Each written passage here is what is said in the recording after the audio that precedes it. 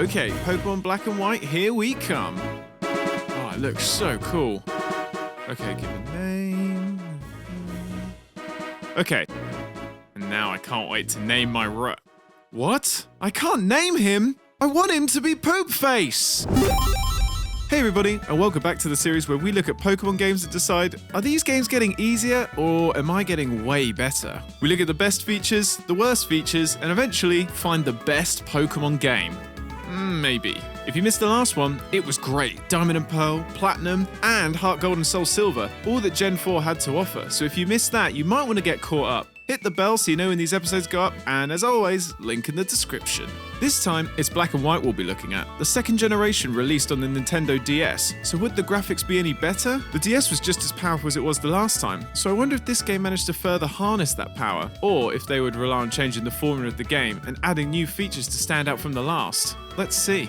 Well, right off the bat, let's just talk about how the game looks. A very visually pleasing game. Graphics allowed for this pseudo 3D game where you could be put on an angle so you would really appreciate the tall buildings and views. Dialogue boxes have been a feature since the first game, and now have changed to speech bubbles, so it was clear who was talking. It also meant multiple people could speak at once and have lots of speech bubbles to give the image of a hustling, bustling life in the city. Of course, the day and night cycle stayed. It was so great in Gen 4, but now seasons have been added. Each season lasts a month, so it lets you experience all the seasons in a short amount of time. In the overworld, you would have snow in winter, brown leaves in autumn, or fall if you're American, and so on. This wasn't just a visual change, however. They also affected the appearance of Pokemon in certain areas. The seasons also made new areas accessible. Above Icarus City in winter, a snowfall allows you to access a cliffside previously inaccessible. These seasons made the game much more interesting, as you had to wait for certain seasons to see if there are any secret paths, and if certain Pokemon may be easier to find.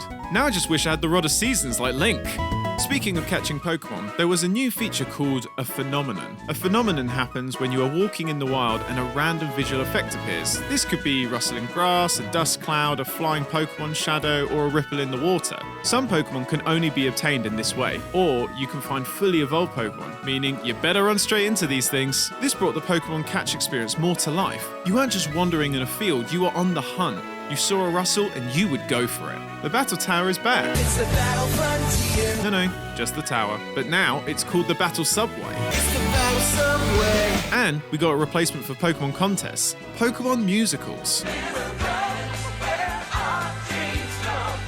This was very similar to Pokemon contests from Diamond and Pearl, where you dress up your Pokemon and now you dance and perform. The basic concept was the same as the contest, but with a musical theme. I wanted something more like the Pokeathlon. I really thought they had something with that, but never mind. The entry link was a new way to connect with friends, and you could play side games, which in turn gave you points, which would give you temporary powers like boosting catch rate or increasing XP gain in battle. A cool feature, but I could see it being taken advantage of to make the game far easier than it should be. It was also a new way to capture Pokemon that may not be available in the rest of the game, and they had unique abilities. The Dream World as a concept was similar to the Pokewalker, where you could transfer Pokemon to it and you would meet other Pokemon that you could bring back into the main game. But this time, it was on the internet!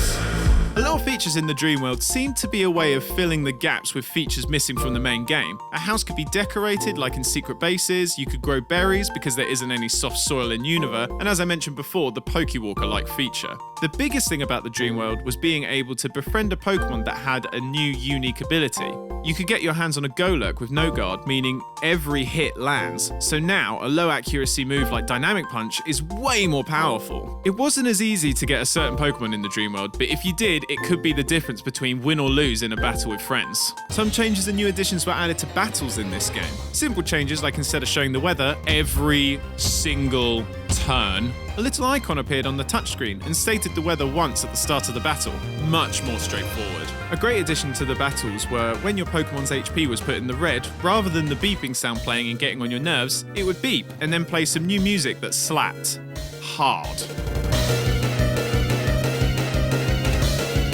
This sick beat wasn't the only amazing thing to be introduced to Pokemon battles. Did you just say sick beat? Shut up. 2 new battle types were added to the game. Rotation battles and triple battles. In triple battles, both teams must send out 3 Pokemon at once, and the battle rules get a little complicated at this point. Some moves attack all adjacent foes and your allies, some just attack adjacent foes, some moves attack all foes, and some moves attack everybody, so you really need to think about where your Pokemon are positioned. You can move positions of the Pokemon, but it takes a turn, so choose wisely. Rotation battles are similar to triple battles, but instead of all 3 Pokemon battling at once, only 1 Pokemon can battle at one time, and you can choose to rotate your 3 Pokemon freely, unlike in triple battles where it uses a turn.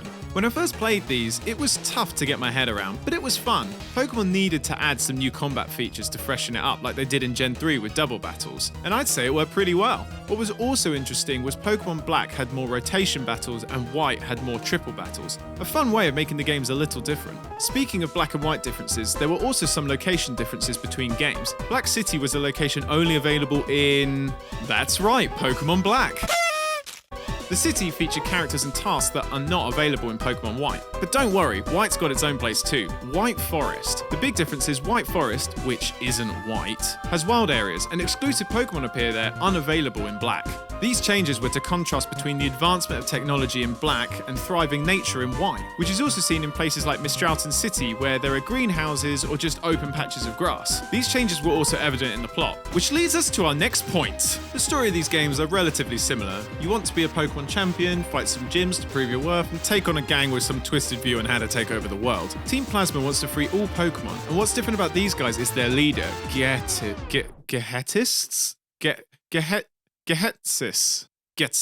Sure, Getsis. Getsis has a secret intention to rule Univers by being the only person with Pokemon.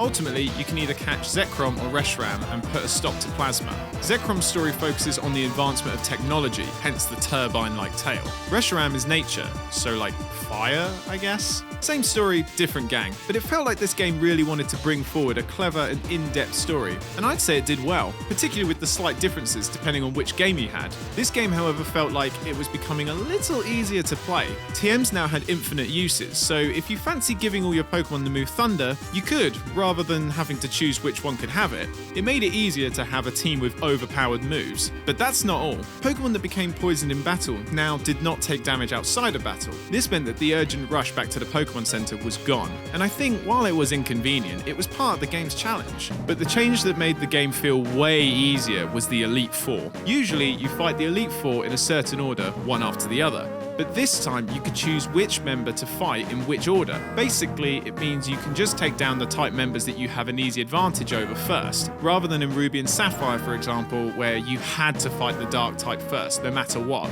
So you had to get good at fighting him. The other issue was because of this, they all had the same level. Usually, the next Elite Four member would be slightly higher levels each time to make it harder, but now they were all the same level. So once you're a high enough level, you can just wipe them all out and breeze through. The Elite Four is meant to be the final challenge, but it felt like we just brushed past them. Bit disappointing. Some other features were missing too. Changes were being made due to age restrictions and what is appropriate for children, because it turns out these games are made for kids and not a 25-year-old.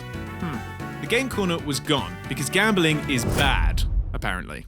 They also made a blacklist of words you couldn't use when naming anything. So when naming your Pokemon, you couldn't use words like and or. A change which I guess was needed, especially with the ability to randomly trade Pokemon across the internet was a thing. They had to do something, but it was never going to be the same.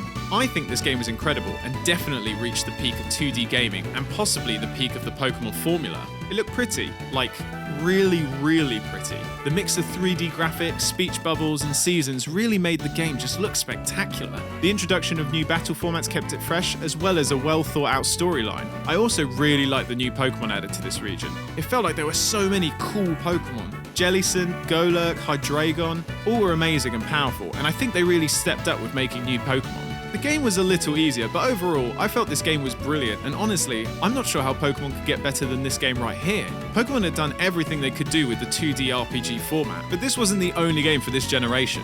So what's it gonna be? Ruby and Sapphire remake? Nah, too soon, graphics aren't different enough.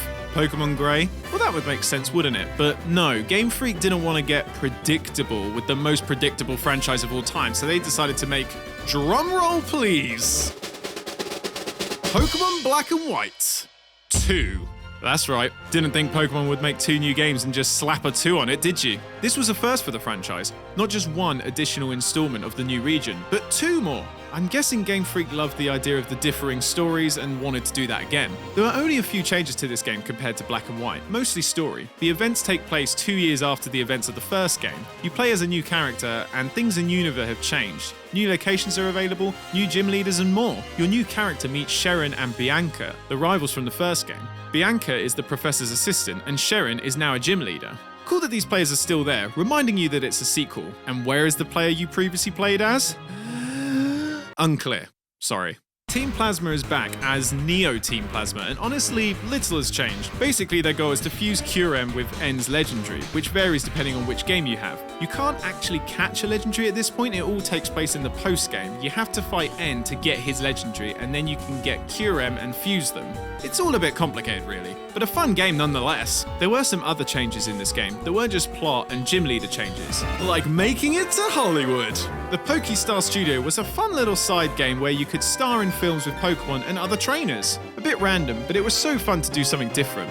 Another cool feature was the Pokemon World Tournament. You can take on previous trainers from the other games like Brock, Misty, Volkner, and Giovanni, all the way to champions like Cynthia, Steven, and Lance. It was a cool little extra feature to battle other trainers, but the biggest new feature was 2 new modes after completing the game. In White 2, you receive Easy Mode, and in Black 2, you receive Challenge Mode. Easy Mode, like it says, makes the game easier, as if the game wasn't easy enough. Pokemon levels are lower, and trainers' AI is lower, meaning they aren't as tactical. Challenge Mode is the opposite, smarter AIs and higher leveled Pokemon. An extra change was some gym leaders' Pokemon have new movesets and hold items, and they have new Pokemon in their party. Finally! While I said Black and White felt like it was getting easier, here comes Black and White 2, saving the day with a hard mode that I think at this point in the franchise needed to happen. This game is for kids, but people have been playing it since the original 16 years ago. You still have old school fans that are getting good at the game, and so a new challenge was something this game needed. Unfortunately, this can only be accessed by completing the main game. You can transfer this mode via Unova Link at any point, so someone else could play the game in challenge mode from the beginning, but you need a friend who already completed the game. A nice feature, but I think it should have been a feature from the start, not a reward for completing. These games felt more or less the same. Black and White 2 had some new little games, but a new story continuing from the last. These days, a game like this would most likely be DLC. Unfortunately, this is all Gen 5 had to offer. No remakes. But I feel like there was a lot to cover in this episode. They really pushed the boundaries of the Pokemon formula. Truly spectacular games. How Game Freak plan to surpass this, I really don't know. One thing I am desperate for them to keep is the hard mode. And if we could have Pokemon follow us again, that would be great. So, what's in store for us next? Well, you're going to need to wait for the next episode to find out. I mean, I know you can just Google what's next, and you probably know what's next, but you didn't come here for that. You came here to find out what my thoughts are, and ultimately, which of these will come out on top as the best Pokemon game ever. Hope you all enjoyed this video. There was so much to cover for these games. What did you guys think of Pokemon Black and White? Comment below and say what you think of the game. Did it get easier? Also, be sure to like this video, subscribe, and hit the bell so you find out when the next episode is up. And I'll see you all then. Bye-bye.